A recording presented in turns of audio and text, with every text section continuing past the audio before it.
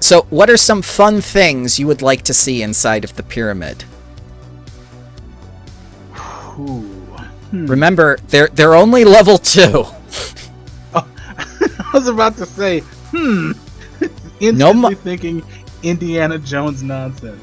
Oh, well, you can do that. We can do a CR to a boulder trap or boulder hazard, yeah. One thing that I think that would work well for this outside passage. Okay. Yeah, we'll make a note of that. Nice long thing. Maybe have it bounce off the wall in the corner there to keep going down. Oh, definitely. That is a good idea. Let's do this. And I'll fill it with text. Boulder. Hazard. Indy Jones. So we know to put it there.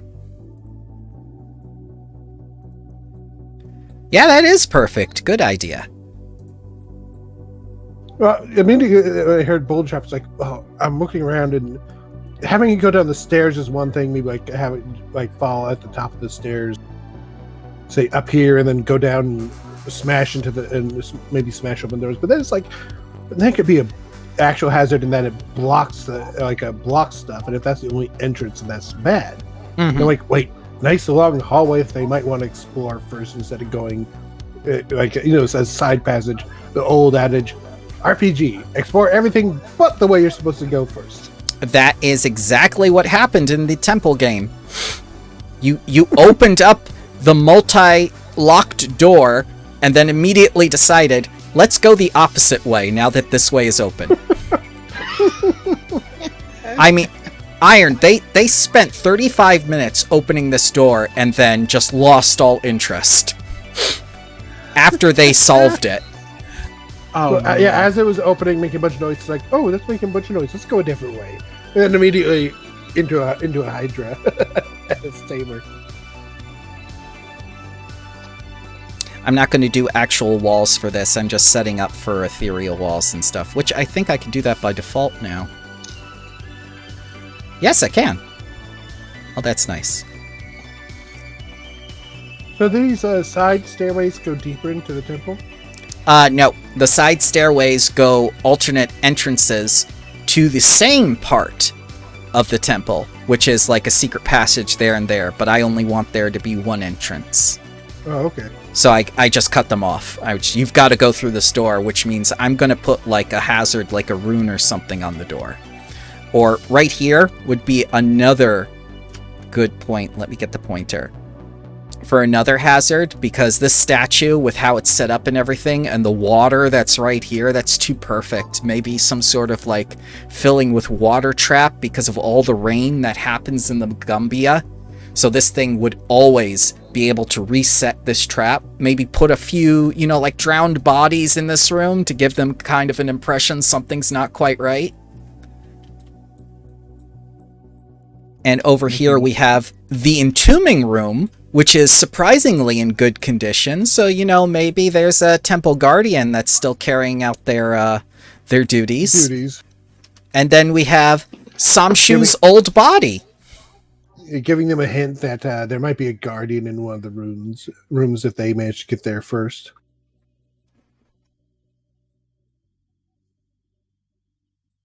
But definitely 3 traps. And then here we have one of the coffins still was cracked open. Oh yeah, that's perfect. It's just like they woke up early. They're just going to their shift. They don't know they're on vacation yet. That has happened to me so many times where it's just like I'm so just like used to working. I still wake up at 6 a.m. Yeah, and then you go into the actual tomb room, and there's the guardian just like with a feather duster dusting the place, making sure it's nice and clean. It's a way because they're bored. Yes. What do you mean I'm not getting paid? Alright, so let's make a note here. So Iron, for a average party level of 2, how many encounter points am I allowed? Let me look it up.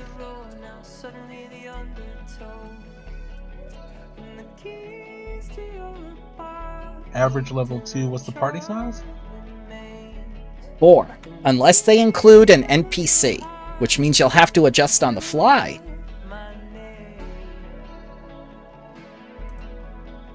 Oh yeah, that sounds like a lot. Let's see. So let me give you this, because this will help you.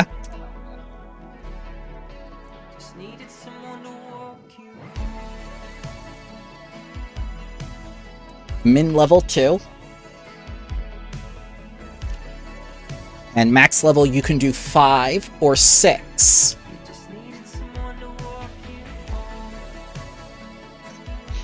And the party level at the bottom, we're going to put 2. Party size 4. And let's stick to undead, because that makes the most sense. Undead and constructs.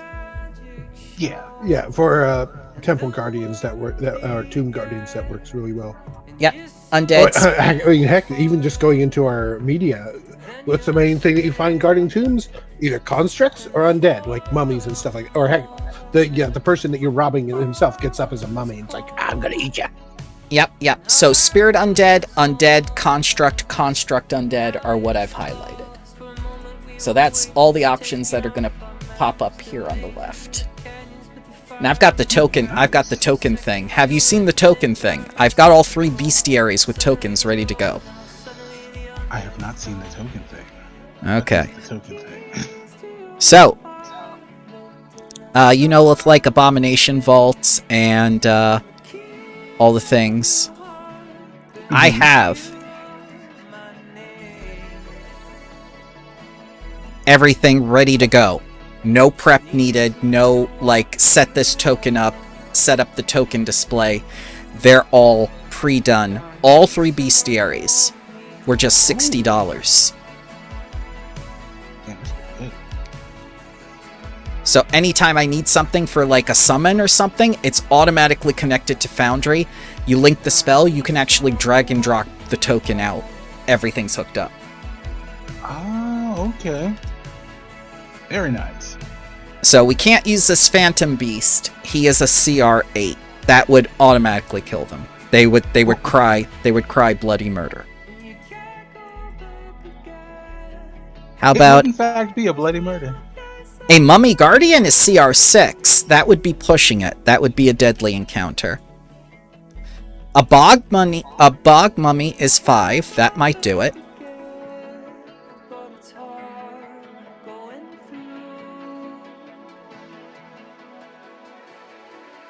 So and I think it's 80 points, right? Mm-hmm. Oh. So you see where they are: trivial, low, moderate, severe, extreme. Yes.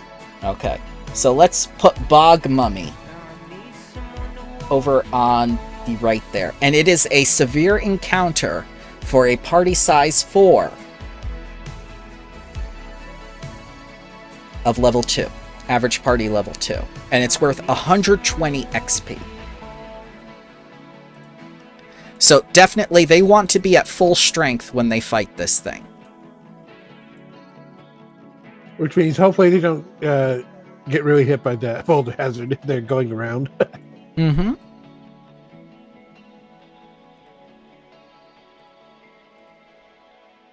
We can also have some Mummy Shamblers and some Mummy Brutes. Those are -1 and 2, respectively. But you'll see that I still have to set those tokens up. So now I know what more... outside of the stream work I need to do in case I want to use those. So let's get rid of the Bog Mummy. And let's go to, what is it? Go down to M. Ah, they don't have the stuff from the other modules. What's this cleared spot outside the temple? That's going to be the penalty box for when the shadow game is used. That's why there's ethereal walls. Because, it's Yu-Gi-Oh! She's Yami Yugi. Okay. So there's gotta be a shadow game. Yeah, fair enough. So they're actually going to pull out card decks and play with a card game? No, but every time I summon a monster, I'm going to say, I summon Necrophidius in attack position, and they're going to go like, oh god, I can actually hear the sound effects, whether I put the sound effects in or not. And every time the monster does something, I'll say like, oh, Necrophidius uses its special ability, which does this. Go like, why are you explaining this to us? You're putting yourself at a disadvantage. Because that's how Yu-Gi-Oh works. Alright. Or you kind of say, and it has a special ability, but we'll get to that later. Basically, it can do something special, but it's not using it now. Mummy Guardian, that would be a good one. Okay, so the reason why it doesn't show up in the encounter calculator is because it is part of the seasonal stuff that is released by the Pathfinder Society. But we can still use it, and we can still find the art for it. It'll just take a little extra work. I'll probably just use the tokens that are already in there. And just switch them around. Oh, there's a Mummy Valet, Ice Mummy, and Decrepit Mummy. That might be a good one Mummy for the Valet, servant. they show up, the Mummy Valet opens the door. Hello, Master. Welcome back. Oh, God. Oh, you know what we should do? Do you remember an old cartoon show called Mummies Alive? No, I don't think Oh, God, we have to... Zombie Let me Mummy. get this. Let me get... You all have to see this now.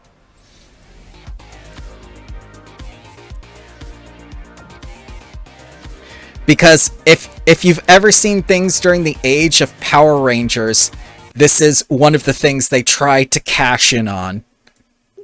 Oh, I remember the Age of Power Rangers. I think I was what? I think I was actually growing out of it when I was the... Yeah. But definitely take a look at this. And you'll know exactly what I mean. Because they have vehicles. They had a jet, and a car, and a helicopter from their pyramid. Like, they had all this stuff ready from ancient Egypt. Oh my god.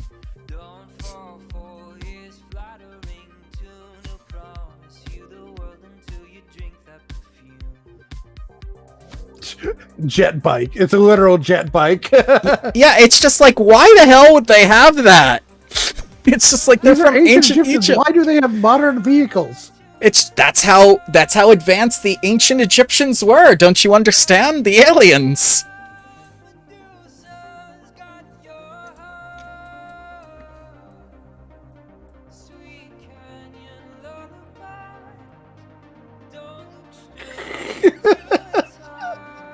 This sounds like something I would have enjoyed when I was around 10ish. Yeah, it's just like, oh my god, it's just like, these guys are great. They're rotting corpses, but they they want to help us. It's just like... I admit, even now, that they're... even though I can't understand the words because they're talking too quickly, yeah, the theme song is very catchy. Which, yes. That was one of the biggest things you had to do in order to get a person is lots of flashing lights, lots of combat, and just like you had to catch their attention because kids have no attention span.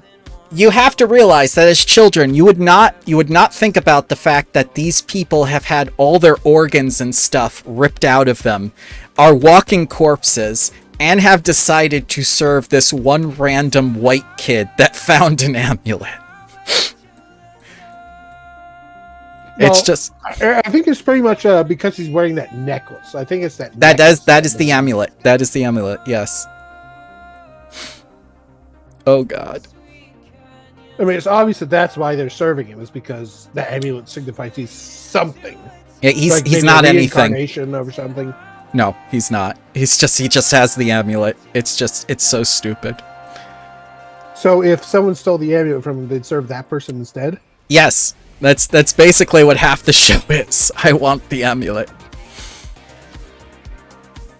Because they regard whoever has the amulet as the pharaoh. And that's just poor planning on the part of any government system to be appointed by jewelry or a woman who distributes swords.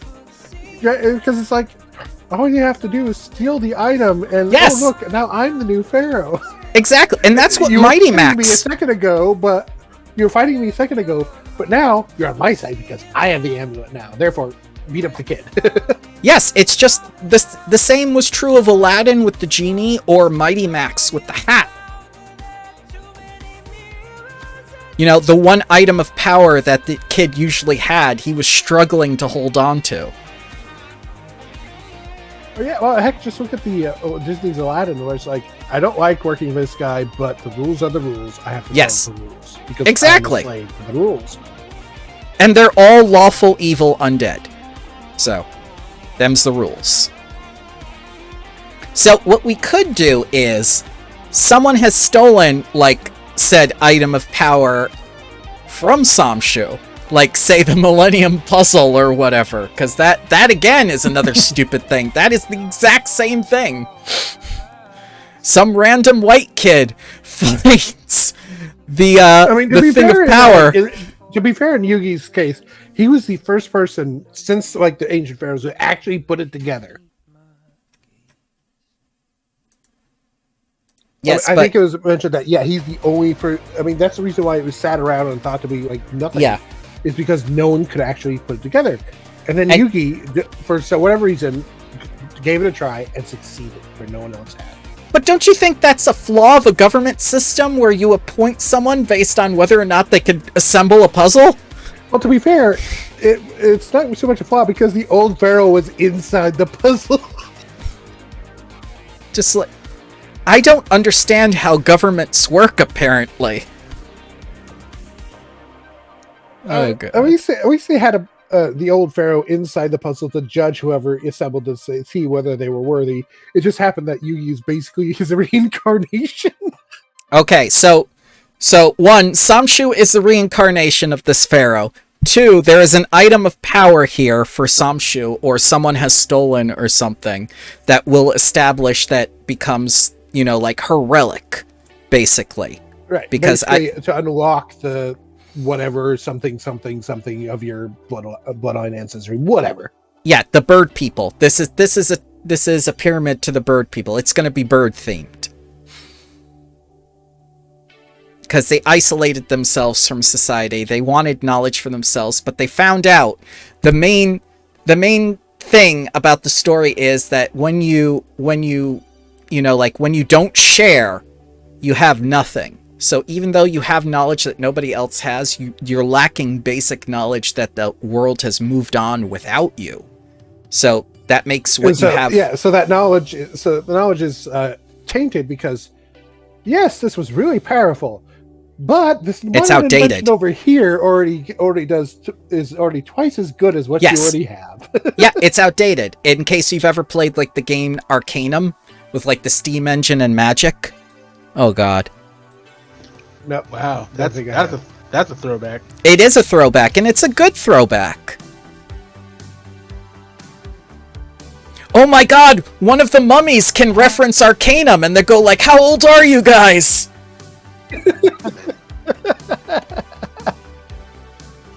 Because I don't ever throw anything away. Oh god, yeah, one of the mummies is a hoarder. That would work too. I'm the one making sure that all this stuff stays here. It's my treasure now.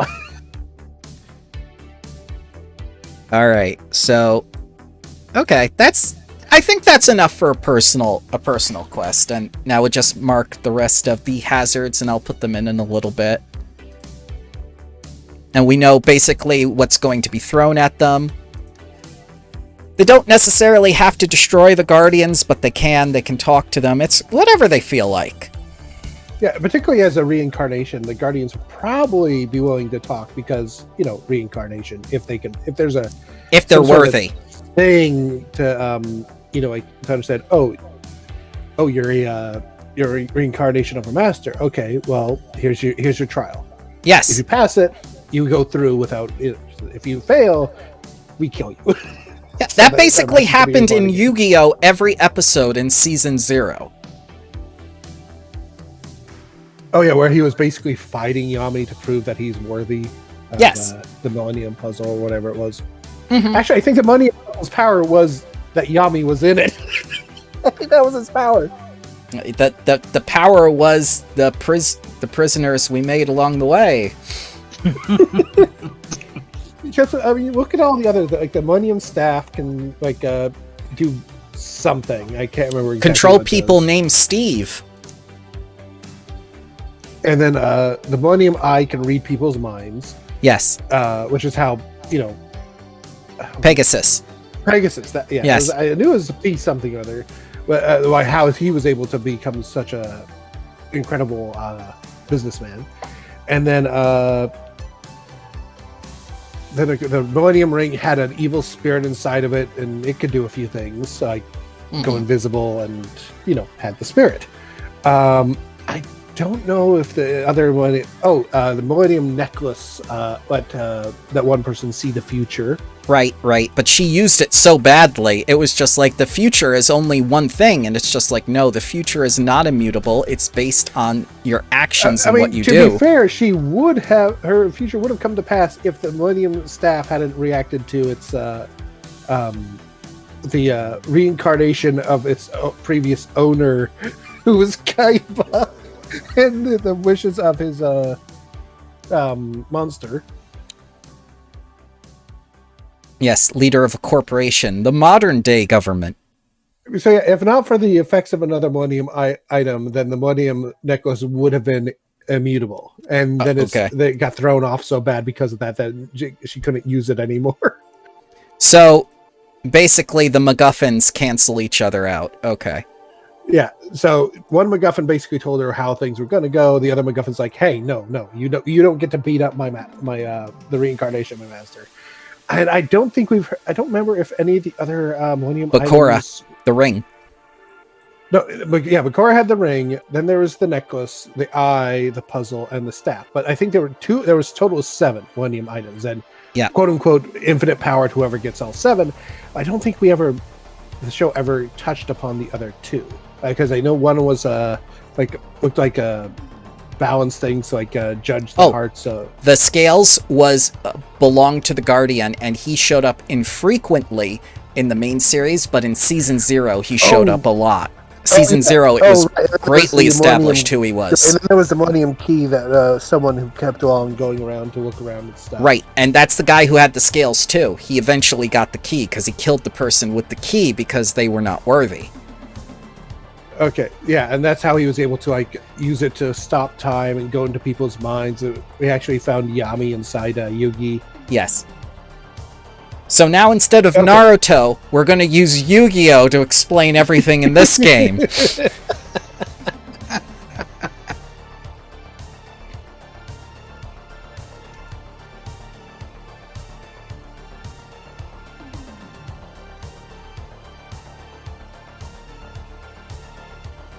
Alright, let's see what we have here. We have the Mummy Shamblers, which I need to make the token for. And I'll give them a Decrepit Mummy, which is CR2. So the Decrepit Mummy here, and then 2 Shamblers. So that's a CR2 and 2 CR -1s. What encounter level is that?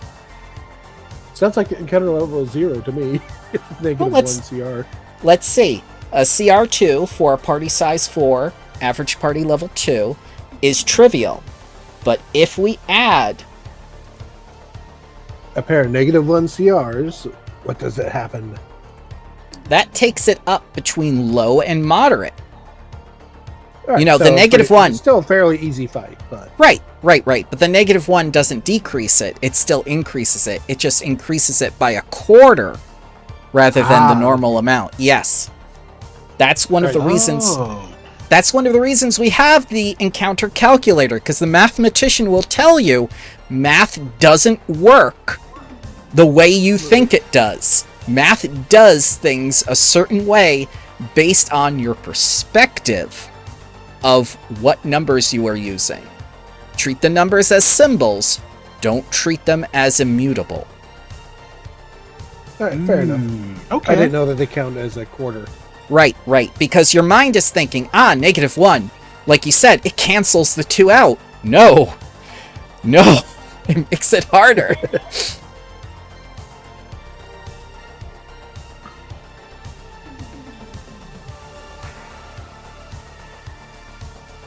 Alright, so we got the encounter there.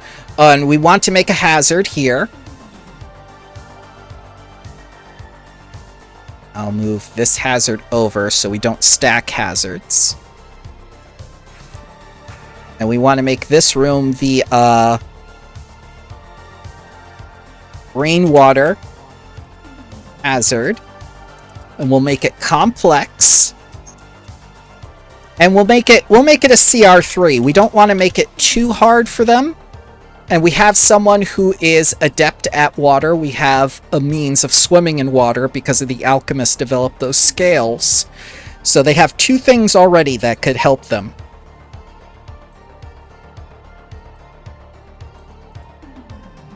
Alright. Now, what about the embalming room? Is this going to be where the treasure is, or are we going to just keep the treasure in the pharaoh room with the tablets and stuff? I would say,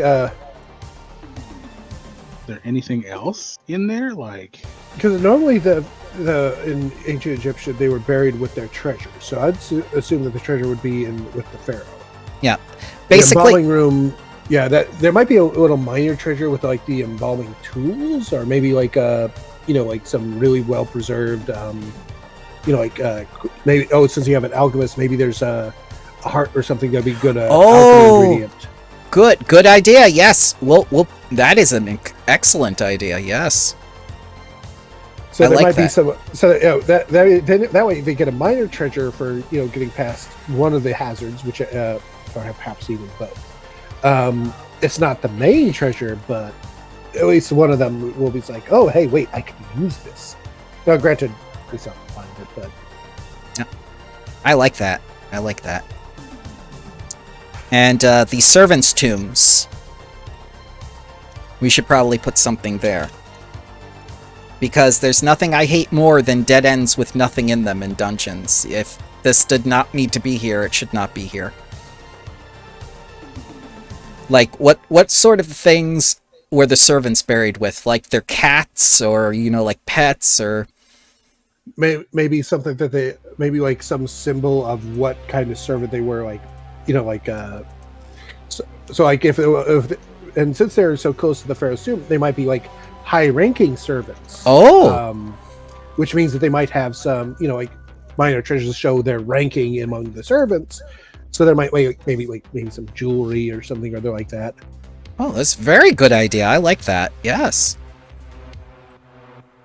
Because I do like history about the pyramids, and so it's like, yeah, you like when particularly when a pharaoh died, like they'd be buried like with their wife, with a bunch of their servants, their pets, and sort of thing. It's like, well, and as soon as you said servants, are like, well, yeah, because like there could be like some thing like off-site where the rest of the servants are buried, that just regular old common mill servants, but these could be the high-ranking servants.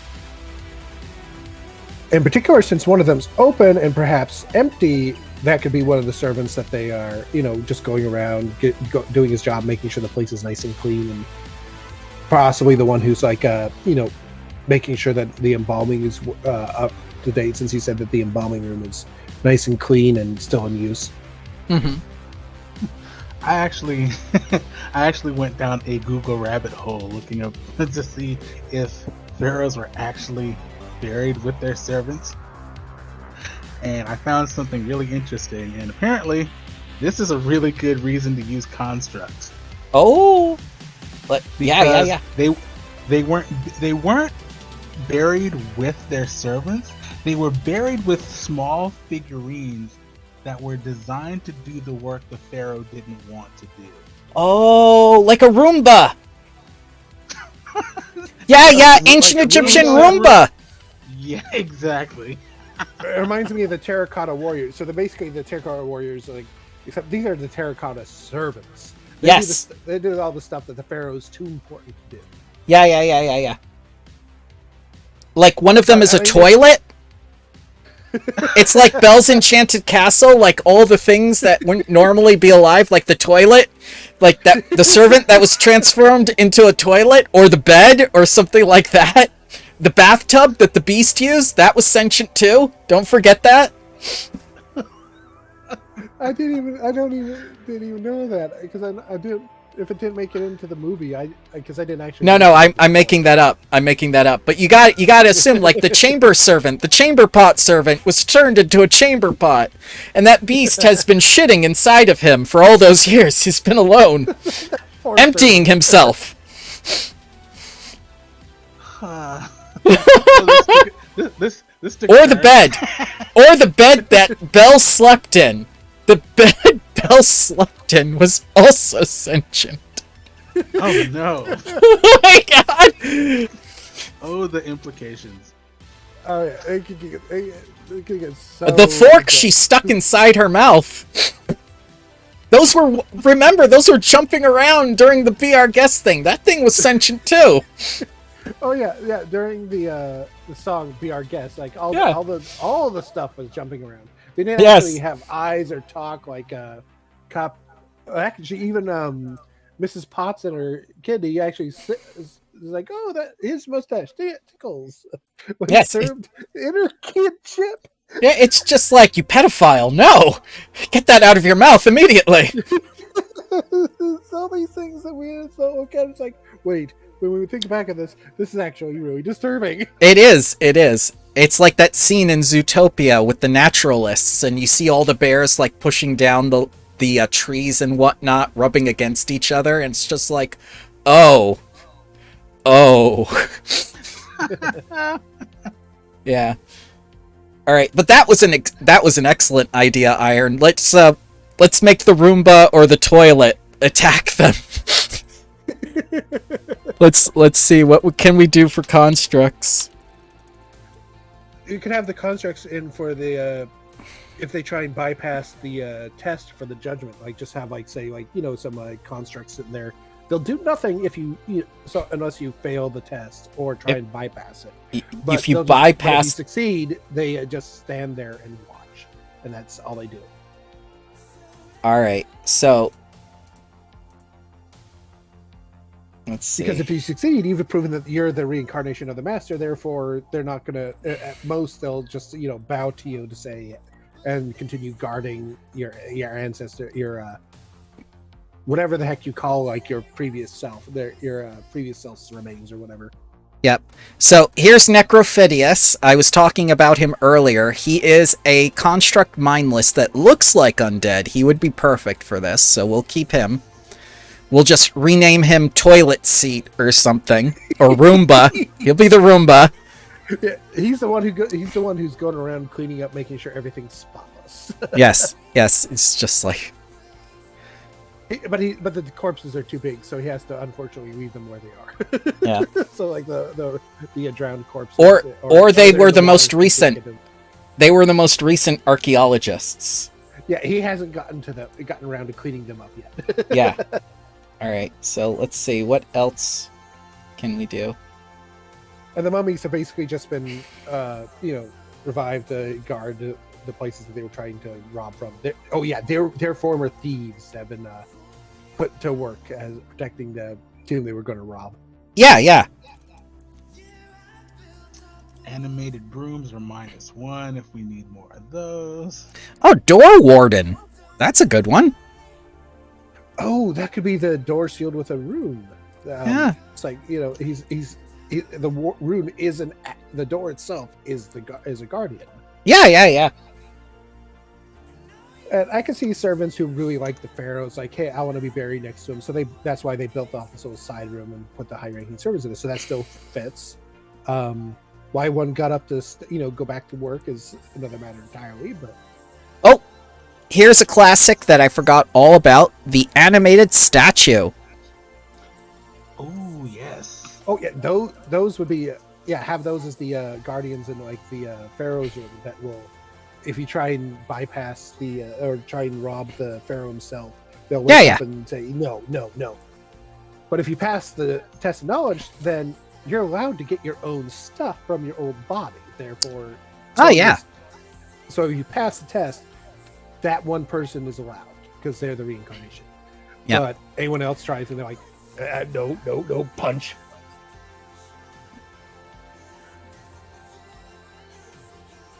So it's like one of those nice encounters that you can skip it if you basically solve the puzzle, which is going to be the test of knowledge. So, All right. How about this? The tools themselves are animated. They're only a CR1, but that's pretty freaky. Oh, and actually, that's why they can still do their job, is because they're animated. They do their job, trying to interfere with it. But that means the alchemist can eventually get them to work for him with the little work. Oh, that's a good idea. We could try that too. Yeah. Because, if one of the treasure is the alchemist tools, well, these are obviously clearly have to be masterwork in order to be enchanted by going by old D&D rules. Nope. Goes to the old system. Yeah. They still have to be, fairly decent tools in order to be enchanted, right? Nope. They only need a rune on them. They have runes that enable them to move around. So it's like you can either take the runes off of them or keep them and just modify what they're doing by making them your own or whatever. Yep. And rune stone. That's perfect. They could have a rune stone on them too. Yeah, and that's treasure itself, which can be transferred. Yes. Oh yeah, I mean, because this rune stone animates the tools.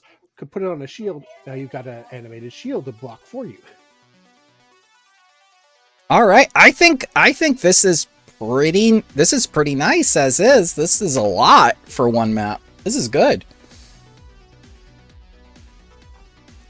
So how do they find the way through the jungle to the pyramid? Like, should I just have them indicated by the key like I did last time, or should I? Actually, you've already the corpses in the rainwater hazard where the previous archaeologists they could get a class hey, some archaeologists went into the jungle. We haven't heard from them. They were heading this direction. Boom, oh yeah. Because the Magambian students help people, within Ubuntu, and the archaeologists were from Ubuntu. Yes. Very good. Not only does that get... I mean, yes, they'll have to do some checks in order to find it because, of course, no one knew exactly where the archaeologists were going, but they at least have a general direction, one idea. It's like, wait. And then of course, the character going, wait, I think that my previous self tomb was over in that direction. That must be where the archaeologists go. Ties it all in. Why did I misspell archaeologists? Archaeologists. So then, and maybe they'll get a bonus for figuring out where the tomb is because maybe flashes of memory from their old life or whatever.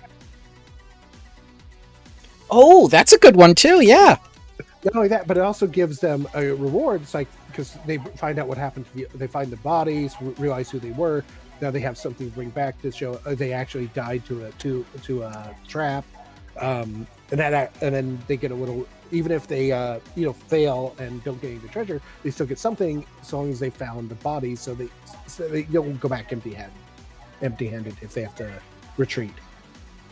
I like that. I like that a lot. Why don't you DM, Kantaro? Well, the funny thing is I'm not that creative. It's just that I do. I think that was pretty damn creative. I was about to say that seems untrue. Wow, that's a lot. Yeah, I think we're good. Mm-hmm. It helps that we're bouncing ideas off of each other, I think. Yes. If I was just by myself, I probably might not have come up with that. So, would you guys like to make this, say, like a regular thing during the week or whatnot? Or, I mean, this was fun. It's a way to, basically... even though I say D&D, I'm sort of combining it all because it's the same... Right. Even though they're not the same system, it's the same sort of idea. It started with Dungeons and Dragons... And it's the tabletop experience, and that's the tabletop. Fantasy, yeah, the tabletop experience is system agnostic, and that's how we're going to have to think from now on to keep playing. Mm-hmm. Absolutely, I'd be up for it for sure. Yeah, so, okay. Yeah, and so even though I will still probably occasionally refer to Pathfinder, the Pathfinder 2 as D&D, it's because that's I get the feeling of this feel particularly 2E. Does feel like playing the first Pathfinder. Different kind of rules, but it still feels like the first Pathfinder, the first Dungeons and Dragons, which I actually got in at 3.5/Pathfinder. So it's still, that's the feeling I get when playing any Pathfinder or Dungeons and Dragons. Yeah. particularly since the first Pathfinder was meant to take parts from 3.5 and incorporate them into itself, I don't really differentiate. It's basically, it feels like two different brands of the same thing to me. It's like, Yes. It's like, say, Sprite or Sierra Mist. Yeah. I can understand that. And then there's generic cola, which is outlawed now. Yeah, So let me lump them all into D&D because I just don't.